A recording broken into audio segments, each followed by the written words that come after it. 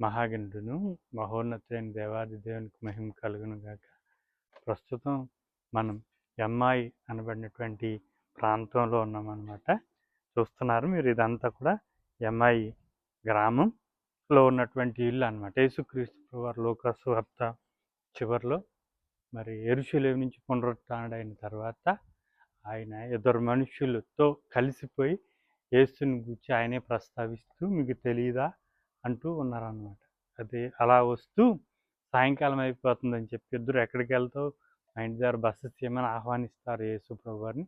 ఎక్కడైతే యేసుప్రభు వారు బస చేశారో వాళ్ళు రొట్టె ఇచ్చి మరి ఆయనకి ఆతిథ్యం ఇచ్చినప్పుడు ఆయన ఆ రొట్టెను విరిచి వాళ్ళకి పంచి ఇచ్చినటువంటి స్థలం దగ్గర మనమున్నాం. ఇదే అన్నమాట. ఇదే స్థలంలోంచి ఎమ్మాయి గ్రామంలో పునరుత్థానులైన తర్వాత ఇద్దరు అన్నోన్ వ్యక్తులతో ఆయన బస చేసినటువంటి, అంటే అదృశ్యం, కన్నులు తెరవబడెను అని ఉంటుంది అనమాట అక్కడ. అప్పుడు ఆయన అదృశ్యం అయిపోయారు. ఎమ్మాయి అనగా వేడి ఊట, హాట్ స్ప్రింగ్స్ అని అర్థం అనమాట. ఈ ఎమ్మాయి యేసు ఎక్కడైతే రొట్టె విరిచి కన్నులు తెరిచాడో పునరుత్థానులైన దినాన ఆ స్థలంలోంచి మీకు నా శుభాలు తెలియపరుస్తున్నాను. దేవుడి మిమ్మలను దీవించును గాక.